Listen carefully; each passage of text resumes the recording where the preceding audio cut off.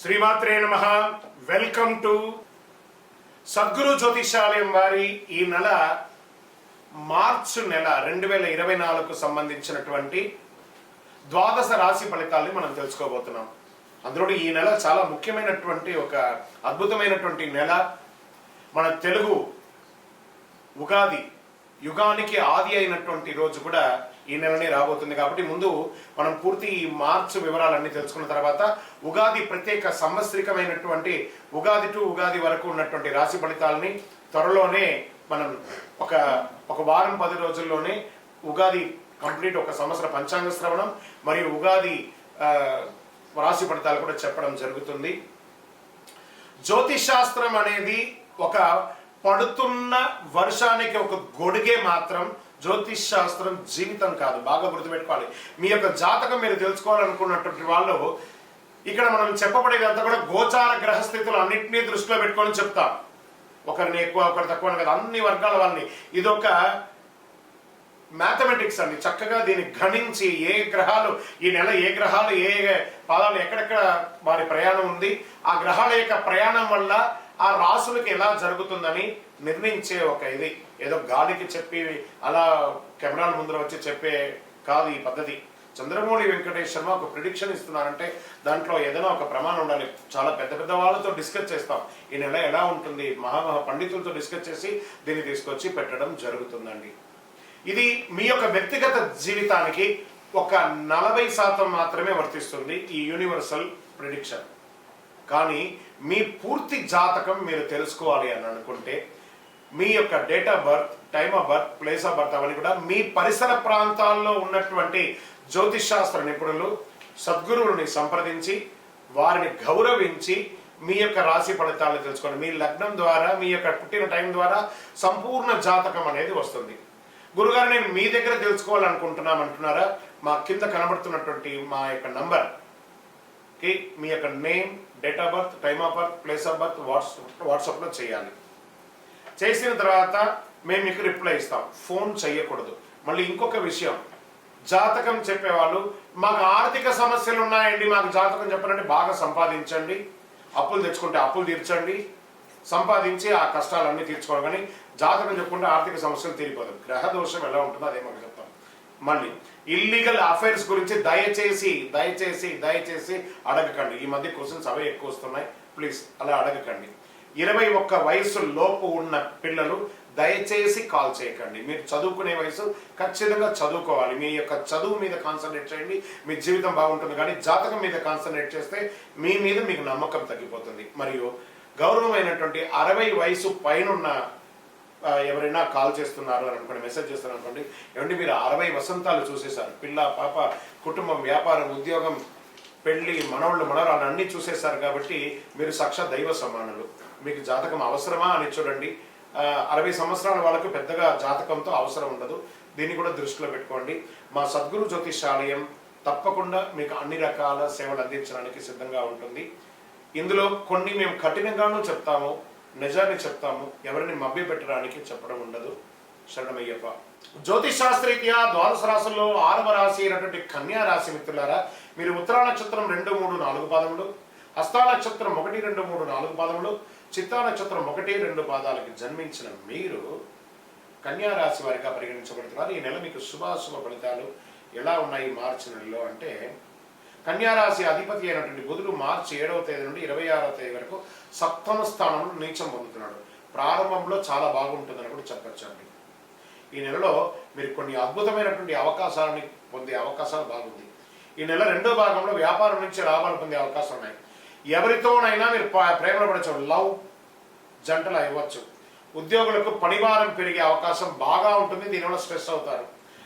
ఆర్థిక పరంగా మెరుగైన ఫలితాలు పొందే అవకాశాలు చాలా కనబడుతున్నాయి. ధనాధిపతి అయిన శుక్రుడు 6వ స్థానంలో సంచరిస్తున్నాడు. ఇది అద్భుతమైనటువంటి సమయం. స్త్రీలకు సంబంధించి వ్యాపారస్తులుగా ఉన్న ఎంటర్ప్రెనర్ స్త్రీలకు కూడా ఇది చాలా యోగంగా కలిసి వస్తుంది. వ్యాపారానికి వాణిజ్యపరంగా లావాదేవీల్లో కాస్త జాగ్రత్తగా ఆచితూచి వ్యవహరించండి. శుక్రుడు శని కుజుల మధ్య సంచారం కారణంగా పరస్పరం స్త్రీ పురుషులు పురుష స్త్రీల మధ్య ఒకరికొకరు వైరం వచ్చే అవకాశాలు ఉన్నాయి. జాగ్రత్త. అప్పులు ఇచ్చుకోవడం లేదా తీసుకోవడం ఆచితూచి నిర్ణయం తీసుకోండి. డాక్యుమెంట్స్ అంతా కరెక్ట్గా రాసి శత్రువులపై మీరు విజయం సాధిస్తారండి. ఈ నెల అద్భుతంగా ఉంది. ఇన్వెస్ట్మెంట్కి చాలా అనుకూలమైనటువంటి సమయం. షేర్ మార్కెట్ స్పెక్యులేషన్ బాగా కలిసి వస్తుంది. లాంగ్ టర్మ్, నాట్ షార్ట్ ఇంట్రాడేకి వెళ్ళకండి, లాంగ్ టర్మ్ ఫ్యూచర్స్కి వెళ్ళకండి, క్యాష్ ఫ్లో వెళ్ళండి. వ్యాపారంలో చాలా అద్భుతమైనటువంటి లాభాలని పొందుతారండి. ఉద్యోగాల్లో కాస్త స్ట్రెస్ ఉన్నా దాన్ని అధిగమిస్తారు. వివాహం చేసుకునే వాళ్ళు ఒకరికొకరు కూర్చొని మాట్లాడి ఆచితూచి నిర్ణయం తీసుకోండి. కొంత మానసిక అస్థిరత్వం మాత్రం వివాహంలో ఉంటూ ఉంటుంది. రాజకీయ నాయకులు, ప్రజాక్షేత్రంలో తిరిగే వాళ్ళు జాగ్రత్త జాగ్రత్త జాగ్రత్త. ఇది మీకు గడ్డు కాలం, జాగ్రత్త. విద్యార్థులకు అద్భుతంగా ఉంటుందని చెప్పచ్చు. వ్యవసాయదారుడికి యోగం, ఐటీ రంగం వారికి మిశ్రమంగా ఉంది. ఇంకా మీ యొక్క పర్సనల్ జాతకం తెలుసుకోవాలనుకుంటే మీ పేరు, మీ date of birth, time of birth, place of birth WhatsApp కింద అక్కడ పెట్టండి. ఎందుకు జాతకం తెలుసుకోవాలనుకుంటున్నారో చెప్పండి. మీ యొక్క లక్కీ డే అని చెప్తే శనివారం. అదృష్ట సంఖ్య 5. అదృష్ట రంగు మీకు చందనం కలర్, ఊదా రంగు మీకు చాలా కలిసి వస్తుంది. పశ్చిమ దిశ ప్రయాణాలు మీకు చాలా అనుకూలాన్ని కలిగిస్తుంది. చంద్రాష్టమం మార్చి 12/3/2024 8:29 నుండి 14/3/2024 10:39 వరకు చంద్రాష్టమం ఉంటుంది. ఈ 2.5 రోజులు చాలా జాగ్రత్తగా ఉండవలసినటువంటి సమయము. ఒకసారి తిరుపతి ఏడుకొండల స్వామి వారిని దర్శనం చేసుకోండి. అద్భుతమైనటువంటి మీకు ఫలితాలు పొందుతారు. శివరాత్రి రోజు శివుడికి అభిషేకం చేయండి. శివ విష్ణువులకు భేదం లేదుకొని 2 పూజలు చేయండి. ఇంకనూ సకల దోషాలు తొలగి ఆనందంగా ఉండడానికి నవమూలిక సిద్ధ ధూపంతో ధూపం వేయండి. విజయవస్తు. ఈ ద్వాదశ రాశి ఫలితాలన్నీ చూస్తున్నటువంటి మా ప్రేక్షక మిత్రులారా, మీరందరూ కూడా ఆయురారోగ్య ఐశ్వర్య భోగభాగ్యాలతో ఉండాలని అఖిలాండ కోటి బ్రహ్మాండ నాయకుడి శ్రీ ధర్మశాస్త్ర అయ్యప్ప స్వామి వారిని ప్రార్థన చేస్తున్నాం. మీరు తిరుపతికి వచ్చినప్పుడు మన అయ్యప్ప స్వామి వారి 18 అవతారముల దేవాలయాన్ని బ్రహ్మశ్రీ డాక్టర్ చంద్రమౌళి గురుస్వామి గారు నిర్మించారు. కపిల తీర్థానికి దగ్గరలో జీవకోన అనే ఒక ప్రాంతంలో జీవలింగేశ్వర స్వామి వారి సన్నిధానంలో ఈ అయ్యప్ప స్వామి వారి 18 అవతారాల దేవాలయం ఉంటుంది. వచ్చి దర్శనం చేసుకోండి.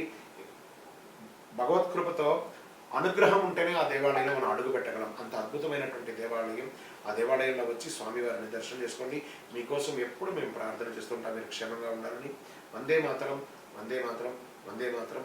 చంద్రమౌళి వెంకటేష్ శర్మ గురుస్వామి శరణమయ్యప్ప.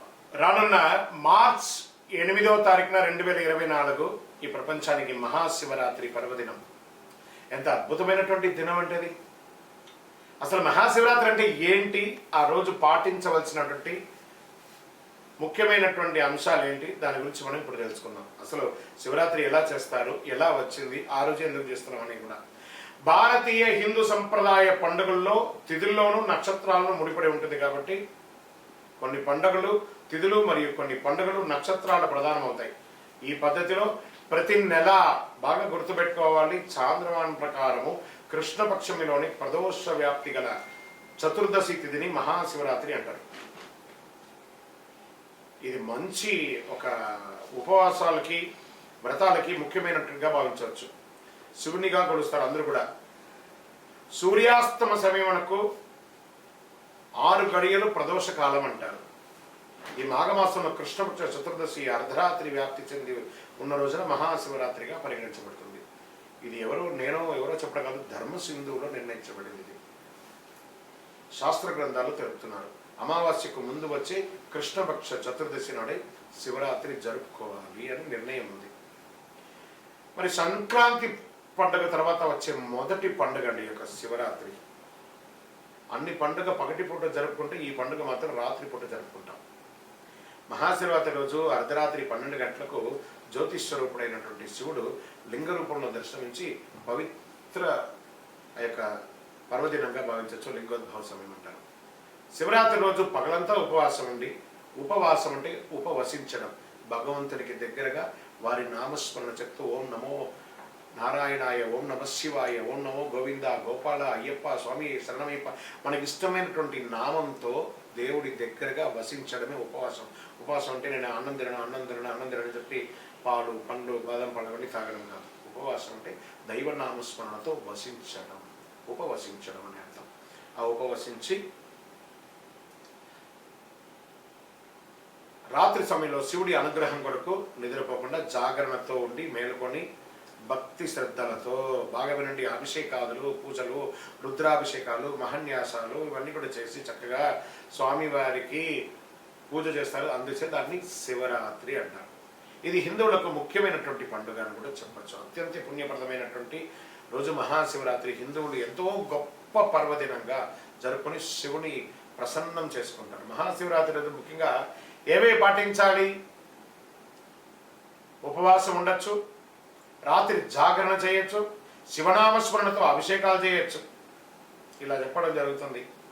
శివుడు లింగోద్భవమూర్తిగా అవతరించినప్పుడు దీన్ని ఎలా చేశారు అని చెప్తే ఒక కథ కూడా దీనికి ప్రమాణం ఉందట. శివరాత్రి ఏ రోజు వచ్చిందని చెప్పి లింగోద్భవమూర్తిగా అవతరించడానికి ఒక పురాణ కథ ఉంది. ఒకానొక రోజు బ్రహ్మ విష్ణు మధ్య మాట పెరిగి వారి ఇళ్ళలో నువ్వు గొప్పనా నేను గొప్పనా, నువ్వు గొప్పనా నేను గొప్పనా అని తెలుసుకోవాలనే విషయంలో బాగా గొడవపడిపోతారు. ఇద్దరు ఎవరు తగ్గేటట్టుగా లేరు. ఇవన్నీ చూస్తున్నటువంటి శివుడు వారికి తన శక్తిని చూపించడానికి మాఘమాస చతుర్దశి తిథి రోజు వారిరువురికి మధ్య జ్యోతిర్లింగ రూపంలో దాల్చాడు. బ్రహ్మ విష్ణు లింగాకారంలో ఉన్న ఆ శివుని యొక్క ఆది అంతం తెలుసుకొని రమ్మని చెప్పి పంపిస్తాడు. విష్ణువు వరాహ రూపం ధరించి లింగాకారంలో ఉన్నటువంటి శివలింగం అడుగు భాగానికి వెళ్తూ, మరోవైపు బ్రహ్మ తన హంస భాగానికి పైకి వెళ్తూ ఉన్నారన్నమాట. వీరిద్దరూ ఎంత ప్రయత్నించినా లింగం యొక్క అడుగు భాగం కనబడట్లేదు, లింగం యొక్క పై భాగం కనబడట్లేదు. మళ్ళీ వెతికి బాగా అలసిపోయి మళ్ళీ శివుడి దగ్గరికి వస్తారు. మేము నీ శక్తిని తెలుసుకోలేకపోతున్నాం నమశివాయ, ఓం నమో నారాయణ వెంకటేశ అని చెప్పి వాళ్ళందరూ ఒక్కొక్కరు అంతే అడుగుతుంటే శివుడు చిరునవ్వు నవ్వి మీలో ఎవరు గొప్ప అని పోటీతో వాదోపాదంతో ఉన్నదాన్ని గమనించి మీ పోటీని తగ్గించడానికి నేను ఈ లింగాకారం అవతరించవచ్చింది, వారి నిజ రూపాన్ని వివరించి చెప్పారు. అప్పుడు బ్రహ్మ విష్ణు శివుడు ఆధిక్యతను గ్రహించి పూజించి కీర్తిస్తారు. ఆ రోజే మహాశివరాత్రి పర్వదినం. ఇది పురాణ కథ అనమాట.